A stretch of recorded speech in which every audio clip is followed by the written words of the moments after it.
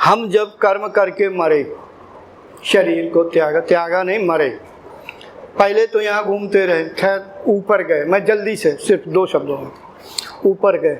हमने कहा एक भूअर लोग, प्रत्येक प्राणी ने जो यहाँ कर्म किया, जब कुछ समय बाद भूअर लोग पैसे यहाँ अंतरिक्ष में आसक्ति बस घूमते हैं, तो ऊपर या कुछ निश्चित मात्रा में कर्म भोगने ही होते हैं। प्रकृति का नियम है, निश्चित मात्रा में तमोगुणी कर्मों को नष्ट करना है पहले।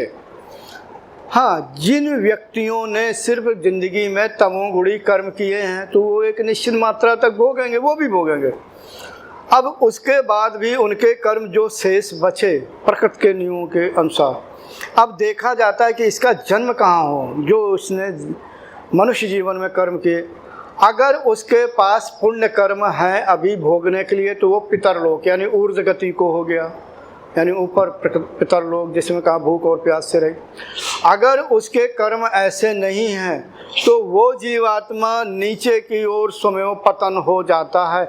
कर्म निश्चित करता है कि उसे किस शरीर में जाना है, पशु में, पक्षी में, जिस शरीर में जाना होता है स्वमेव चला जाता है। विस्तार अब यहाँ नहीं। पशु में, पक्षी में, पशुओं में भी कई जातियां हैं, पक्षियों में भी जातियां हैं। पितरलोक से जिसे आना होता है, अब वो तो वहाँ पुण्य क्षीण हो रहा है या पुण्य को भोग रहा है। 5 स्टार होटल है, 5 स्टार होटल में आप कब तक रहेंगे? जब तक आपके जेब में पैसे होंगे तब तक रहेंगे। बाद में धक्के मार के नीचे फेंक, मतलब बाहर निकाल दिए जाओगे या खुद ही निकल आओगे। बस 5 स्टार होटल है, यानी पुण्य का भोग करो। जब जन्म लेना होता है, जीव को खुद ही पता लग जाता है, ऊपर से नीचे की ओर देख लेता है कि मेरी माँ किधर है। ज़्यादातर मनुष्य में ही जन्म लेता है, तो ऊपर से ही अपनी माँ को देखता, माँ के पास आ जाता है। हाँ, मैं बता दूँ, माँ से आज्ञा भी लेता है, माते मैं आपके गर्भ से जन्म लेना चाहता हूँ। मैंने इसका प्रयोग किया है कई लोगों पे, तो मुझे मालूम है। लेकिन उस माँ को ये बात पता नहीं होती है कि इस जीवात्मा ने मेरे से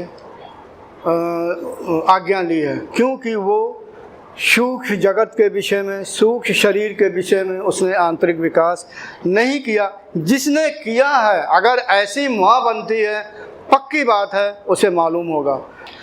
तो कहने का मतलब जन्म लेता, अब आ जाओ, अब वो जीवात्मा कैसी माँ के पास आएगा? देखो कितनी अटल सत्य है। जैसा उसका कर्म होगा प्रकृति के नियमों के अनुसार ही ऐसी माँ के पास, जिस माँ के संस्कार और उस जीवात्मा के संस्कार मेल करते होंगे, उसी के पास जाएंगे, वरना जन्म नहीं हो सकता, क्योंकि उसके नज़दीक नहीं आ सकता। माँ का जो वलय होता है, अपने को स्पर्श नहीं कराने देगा, ये नहीं वो नहीं। कोई दुष्ट जीवात्मा चाहे कि किसी साधिका के शरीर से जन्म ले, ऐसा संभव नहीं है। उसका सूक्ष्म शरीर बलिष्ठ होता है, मार धक्का दूर फेंक देगा, ऐसा होगा भी नहीं, पीड़ा पहुंचेगी। तो ये अटल सत्य है, जैसी माँ वैसे बेटे। अब आ जाए तर्क पैदा होता है, कई माँ को शिकायत होगी कि मैं तो अच्छे स्वभाव वाली, बेटा दुष्ट कैसे पैदा हो गया। हमारी साइंस भी कहती है, और योग में आज नहीं आदिकाल से भी है, जो मैंने आकलन किया, लगभग 30% संस्कार जरूर माँ से मेल करते हैं। कुछ पिता से भी हो सकते हैं, लेकिन पिता का मैंने ज़्यादा नहीं देखा, माँ का अवश्य देखा।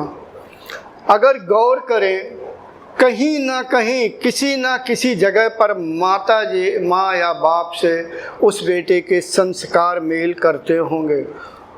हो सकता है कि कुछ बेटे ऐसे हों जो माँ बाप से ठीक उल्टा हों। हो सकता है माँ बाप खराब हों, अर्थात दुष्ट स्वभाव वाले हों, बेटा बहुत अच्छा हो सकता है कि माँ बाप श्रेष्ठ हों, बेटा अत्यंत दुष्ट हो। ऐसे ने जन्म लिया, मगर फिर भी बारीकी से देखा जाए तो कहीं न कहीं कुछ संस्कार मेल करते होंगे, बारीकी से। अब आप लोग कहेंगे ऐसा नहीं है, तो साधको ऐसा तभी पता लगेगा कि अपना आंतरिक विकास इतना ज़्यादा करो कि दिव्य दृष्टि इतनी हाई फाई हो कि उसके माँ का या पिता का अंदर बाहर का पैदा होने से लेके और अभी तक पिछले जन्मों का सब कुछ देख लो, खुद ही निर्णय कर लोगे। बहुत से ऐसे लोग कार्य करते हैं कि संसार को पता नहीं होता कि असलियत ही नहीं खुलती है। मैं इस विषय पे ज़्यादा नहीं कहूँगा। कुल मिलाकर हमारी साइंस भी कहती है और योग भी कहता है 30% के लगभग जो मेरा व्यक्तिगत आकलन है मेल करते हैं माँ बाप से। तो साधको जिसके जैसे संस्कार होते हैं वैसे ही आ गए। अब आ जाओ, जीवात्मा अपना कर्म भोगने के लिए किसी न किसी के द्वारा तो पैदा होगा ही, कर्म भोगने के लिए। अब आ जाओ, माँ का भी कर्म है कि संतान को जन्म दे। देखो बात थोड़ी बड़ी विचित्र सी लेकिन सत्य। माँ का कर्म है संतान को जन्म दे, ये उसके कर्म है। जीवात्मा का कर्म है कि जन्म ले, तो इसमें किसका एहसान खुद आप निर्णय कर लो। दोनों के कर्म हैं, मेल कर रहे हैं, जन्म हो गया। अब मैं ज़्यादा नहीं कहूँगा, नहीं तो कहेंगे योगी जी हैं कैसे बोलते, एक दूसरे को एहसान दिखाते। माता पिता कहते हैं ओए मैंने 20 साल का इतना तुझे पढ़ा लिखा के बड़ा कर दिया है और हम ही को हमारे साथ ही गलत व्यवहार कर रहा है। अरे भाई वो ठीक है, ये आपका कर्तव्य, कर्तव्य किया, मैं माँ बाप दोनों के लिए कहूँगा, मगर वो भी कर्म लेके पैदा हुआ है कि 20 साल तक या जो भी है मुझे ऐसी अवस्था प्राप्त हो। सब कुछ ये संसार कर्म से चलता है, यही अटल सत्य है। Thanks for watching. Remember to like, comment and subscribe.